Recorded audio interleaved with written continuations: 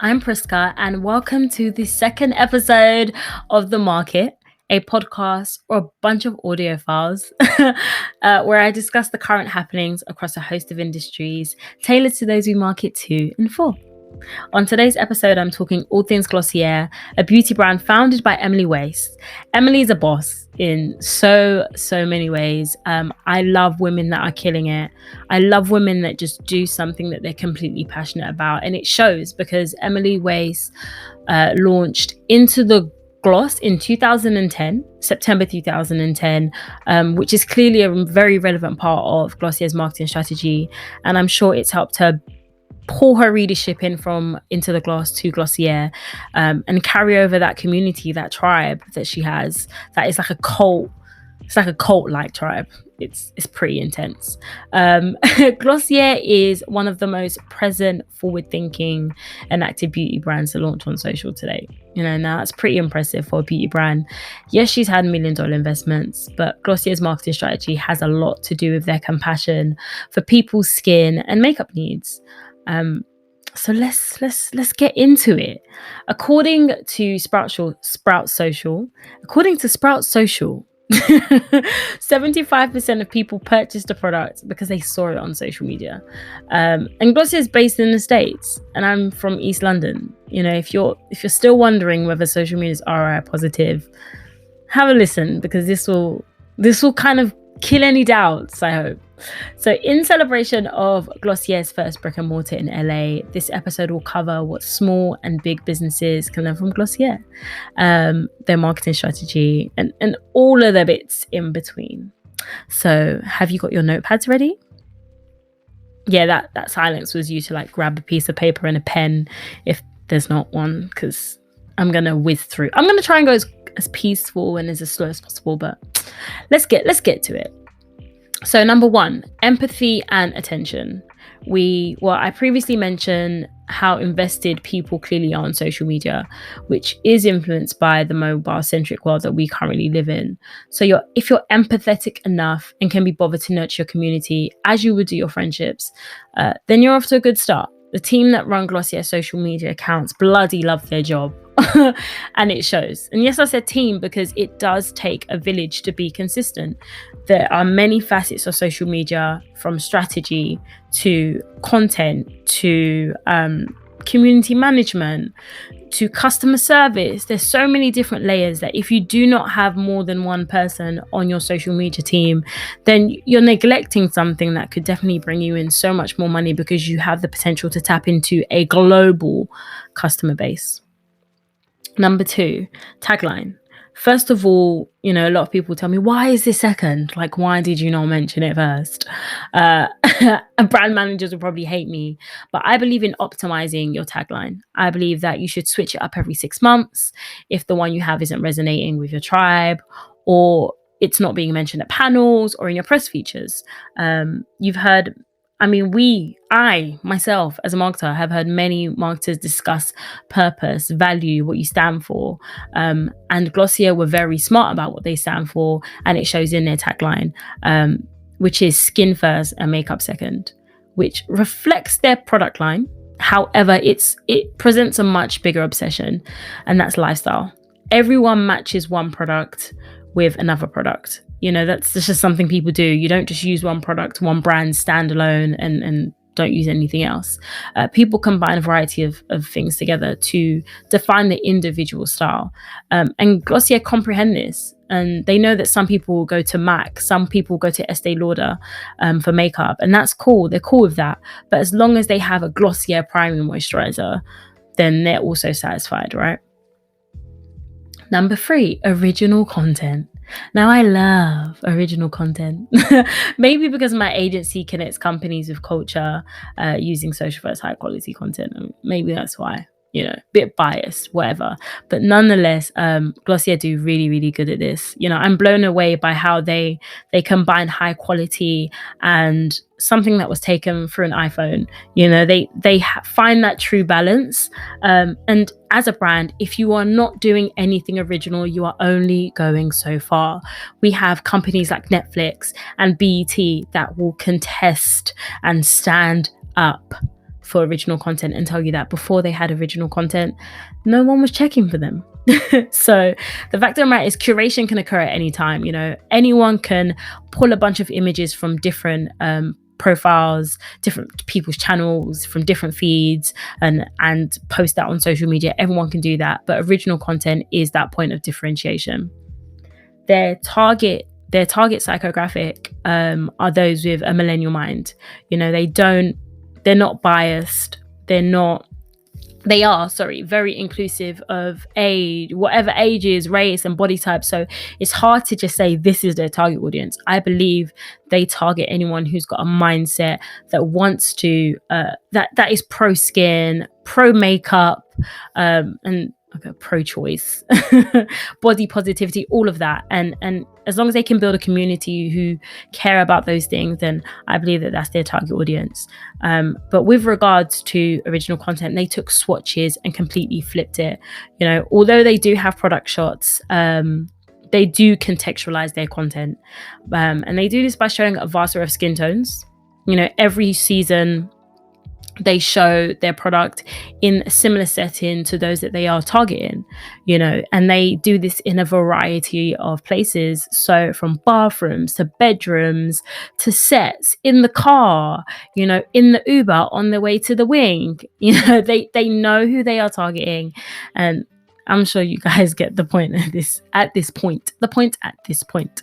So instead of showing your target customers a bag on a frame, how about you actually research what your customer's journey is and direct a set of content based on what actually happens in their real life? Yes. Number 4, commerce and content. So your website is a dry piece of text when you don't add content on it. That's just a fact.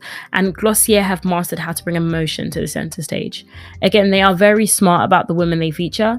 And if your target is everyone, every type of woman, then your website should show every type of woman. Anything less, then you're missing out on a large customer base. Every product they have on their website has a set of images that reflect 4 to 7 or 8, I'm sure, scenarios with in-depth information within a cultural context, which is genius.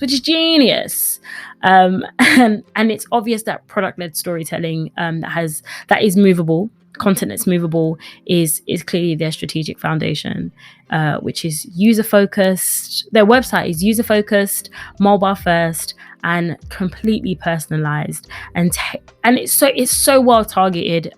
Everyone just needs to go check it out once you're done listening to this, of course. Number 5, community management. Now, for those that know, yes, I do have a social first agency, never plug, and we love community management. Community management is what got one of our clients that we worked on last year to where they are today. And so I kind of wanted to pull in a statistic because people love statistics, people like numbers, people like percentages. So Forbes found that 62% of millennials state that if a brand was to engage with them on a personal level through social media, they're more likely to show loyalty to them. I mean, that goes without saying, but to have someone that is loyal to you merely through your social media work, that's a gift. And then you're able to convert them and drive them down the marketing funnel in so many different ways once they become loyal to you. And I could go on and on about how well Glossier do community management, but because this is the market and I'll speak on their most recent activity, which I noticed today, which I suggest you all to go and check out on their story. But yeah, so they released a product called Lash Lick. And what they did is they gathered a bunch of tweets from their tribe that requested that they create a mascara much before they announced that they were doing one. They randomly picked 30 people to get it first. They printed out the tweets and sent the owner of the tweets, a copy of their tweets with a personalized note with the mascara, and I'm assuming for free. Now, if that's not going to make you fall in love with a brand, then what is? You know, whether one person received it or not, it just highlights how constructive they are with social listening. And it's more of a proactive approach than a reactive approach. And in a time of data regulation, this makes them the good guys. it just does. And I'm going to throw out a pro tip here. Let me throw out a quick tip. So if 3 to 4 people tweet you, and yes, every business needs to be on Twitter. Twitter is where people go to see what is happening, and it's also to tell the stories and to express themselves. And it's the best way to gather feedback.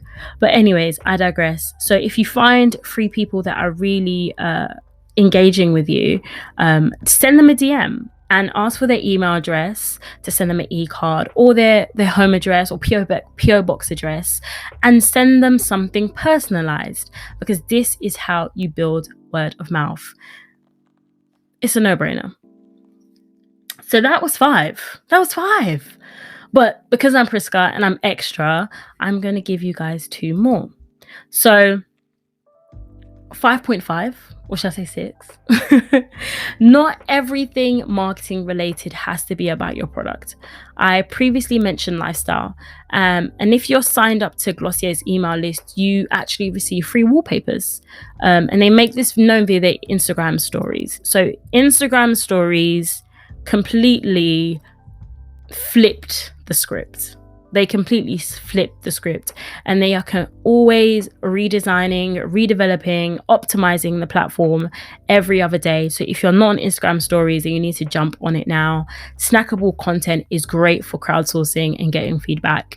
Let your DMs fill up.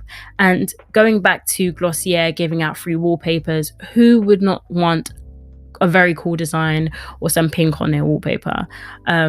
It's also a great way to brand build, and it's also a great way for people, when people take each other's phones, they'll say like, oh, what's that? Who's that from? And that builds extra word of mouth. And the tip here is to think about what people have alongside what your product is. So for example, Coca-Cola, it's about what people eat with Coca-Cola, not just where they drink Coke or why they drink Coke or what they drink Coke with, if that makes sense. Well, yeah.